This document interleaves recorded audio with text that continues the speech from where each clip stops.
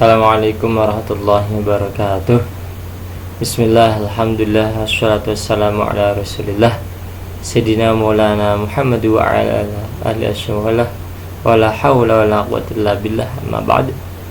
Pada segenap mahasiswa, mahasiswi jurusan ilmu Quran dan tafsir Fakultas Usuluddin IAIN Kudus yang kami banggakan, alhamdulillah pada kesempatan hari ini kita dapat belajar bersama dalam mata kuliah Rasm Usmani dan juga Tasy Mushaf.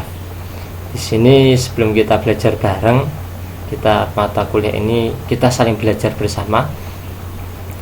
Saya akan berkenalan terlebih dahulu, nanti dilanjutkan teman-teman mahasiswa-mahasiswi dengan mengirimkan foto di grup WA kelas. Nama saya Hasan Albab. Saya berasal dari Desa Sunggingan, Kota Kudus. Saya sejak kecil berada di MI, MTS, dan MA Qudusiyah Kudus. Ketika di masa MI, MTS, MA, kebetulan kami juga sambil menghafalkan Al-Quran, dan alhamdulillah ketika kelas 3 aliyah diberi fadl oleh Allah menyelesaikan setoran, menyelesaikan ngaji yang pertama kepada ayah kami sendiri, yakni Abah Hafidh Hisham. Lalu setelah itu kami lanjut kuliah di STAIN Kudus ketika itu tahun 2012 sampai 2016. Di masa-masa kuliah kami pun juga mengikuti mata kuliah Rasm Usmani dan Tasy Mushaf. Saya ingat betul, saya kuliah ini yang dulu mengajar adalah Bu Dr. Nur Mahmudah, dan saya ini kebetulan mendapat mata kuliah yang sama. Mungkin penyampaian saya jauh dibanding Bu Nur Mahmudah karena saya ialah murid beliau dan beliau ialah guru saya. Jadi mohon maaf jika banyak kekurangan. Ketika kami kuliah, kami juga aktif di berbagai UKM, baik dari UKM intra maupun ekstra. Di intra kami ikut di UKM Al-Izzah, JGA Syauq, Kopma, dan juga ikut di MJ Usuluddin. Di ekstra kampus, kebetulan saya nggak ikut di PMI, HMI ataupun yang lainnya, tapi saya ikut ekstra di Forum Komunikasi Mahasiswa Tafsir Hadis Indonesia. Kebetulan mendapat amanah ketika itu menjadi sekjen. Oleh karena itu, meski teman-teman ini berada di Kudus, belum bisa di luar, kalau teman-teman bisa serius di sini dan bisa di luar juga suatu saat nanti insya Allah akan juga dapat punya manfaat dan peran besar di tingkat nasional. Semoga forum tersebut nantinya banyak diisi lagi oleh teman-teman dari IAIN Kudus sebagai penerus dari perjuangan kami dan teman-teman lainnya ketika itu. Lalu setelah dari S1 kami lanjut di UIN Wali Songo, dan ketika di UIN Wali Songo kami kebetulan menyusun buku yang berjudul Pengantar Qiraat 7, yang mana antara Qiraat 7 dan Rasm Usmani pun juga ada kaitannya. Di sini kita belajar Rasm Usmani. Kalau dari segi bahasa, rasm ialah gambar secara bahasa lughawi atau etimologi. Jadi dalam pembahasan Rasm Usmani ini kita bukan belajar tentang adanya waqaf ibtida dalam Al-Quran, bukan tanda bahas adanya nanti peletakan tasydid, fathah, dan dhammah. Akan tapi kalau kita melihat sejarah awalnya Rasm Usmani, kita bicara sejarah asal Rasm Usmani, Allah menurunkan wahyu kepada Nabi Muhammad lewat malaikat Jibril, dan malaikat Jibril mengajarkan kepada Nabiullah Muhammad. Ketika mengajarkan kepada Nabi Muhammad pun menyampaikan wahyu kepada para sahabatnya. Ketika itu sahabat ketika disampaikan oleh Nabi ayat-ayat Al-Quran dan wahyu, lalu para sahabat sebagian mencatat, menulis, dan ketika menulis tersebutlah Rasm Usmani mulai ada. Di Rasm Usmani itu tulisan-tulisan yang ditulis oleh para sahabat, dan itu disaksikan oleh Nabi Muhammad SAW.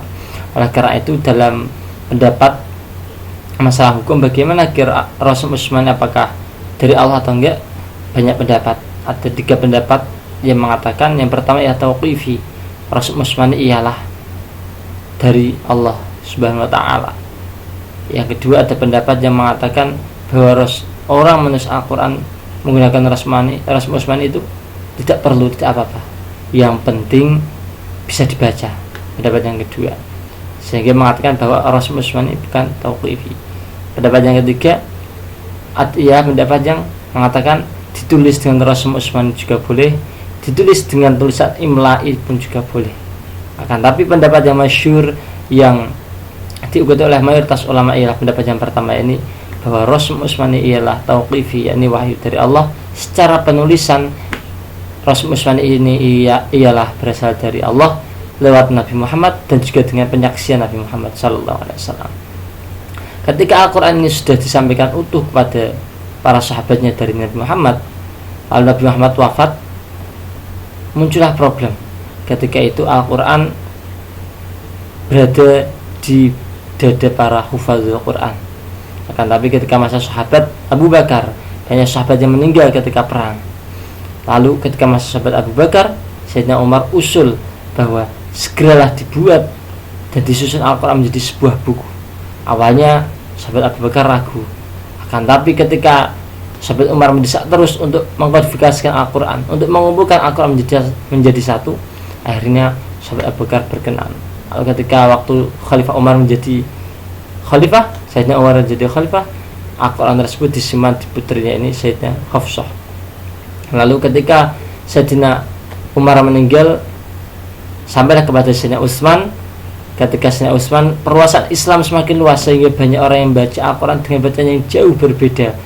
Akhirnya Sayyidina Utsman mempunyai inisiatif untuk menyalin Al-Quran dan dibagi ke berbagai negara, berbagai kota, sehingga ditulislah Al-Quran menjadi 5 salinan yang masyhur, ialah di bagian ke wilayah Kufah, Basrah, Syam, Mekah dan Madinah, yang disebut Mushaf Al-Imam. Sehingga setelah itu muncullah banyak para qari di daerah tersebut atau terkenal dengan qiraah sab'ah. Akan tapi perlu diketahui, tulisan pada waktu Sayyidina Utsman ialah tulisan tanpa titik, tanpa tanda baca, tanpa harakat, tanpa tasydid. Itulah rasm Utsmani sejak awal. Jadi yang diperhatikan ialah jumlah huruf. Jadi ada lafaz fatabayyanu, fatasabatu itu sama. Maliki itu sama. Tulisannya tanpa tanda baca, tanpa titik. Lalu ketika waktu Abul Aswad Ad-Du'ali, beliau ialah pencetus adanya naqtul i'rab, yakni adanya tanda harkat, tapi itu pun hanya dengan tanda titik. Lalu ketika zaman Yahya bin Ya'mur dan Nasr bin Asim, muncullah tanda titik, membedakan tak dan ya, tak dan sa, begitu juga syad dan da. Lalu ketika di masa Imam Khalil Al-Faridi, yakni guru dari Imam Sibawayh, beliau memberikan harkat fathah, dhammah, kasroh dan sukun. Ketika itu tulisan setelah itu mengalami perkembangan sampai saat ini Al-Quran ditulis dengan berbagai macam khat dan juga dengan berbagai macam hiasan. Di sini kita akan belajar tentang kaidah-kaidah rasm Utsmani, karena rasm Utsmani ini ialah dalam tulisan-tulisan tersebut banyak makna-makna yang tersirat. Contoh lafaz rahmat umumnya dipakai tak bundar, tapi ada rahmat yang ditulis dengan tak celeret.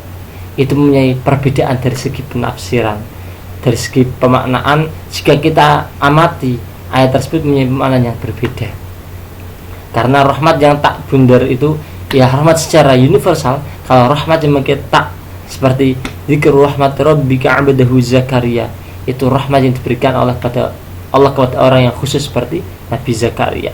Nanti kita akan belajar lebih dalam, dan juga kita akan belajar tentang tashrih mushaf, bagaimana penulisan Al-Quran ini banyak yang terjadi kesalahan, terutama dalam tulisan-tulisan Al-Quran yang berada di buku-buku keagamaan ataupun di Quran secara digital. Itulah ialah PR kita. Terlebih di Kudus ini ada 2 penerbit besar Al-Quran. Yang pertama penerbit Buya Barokah, yang kedua ialah penerbit Percetakan Menara. Setidaknya kita belajar Al-Quran, maka kita pun juga sama dengan membaca Al-Quran. Khairukum man ta'allama Al-Qur'ana wa 'allamah. Demikian dari kami. Wa'afu minkum. Wassalamualaikum warahmatullahi wabarakatuh.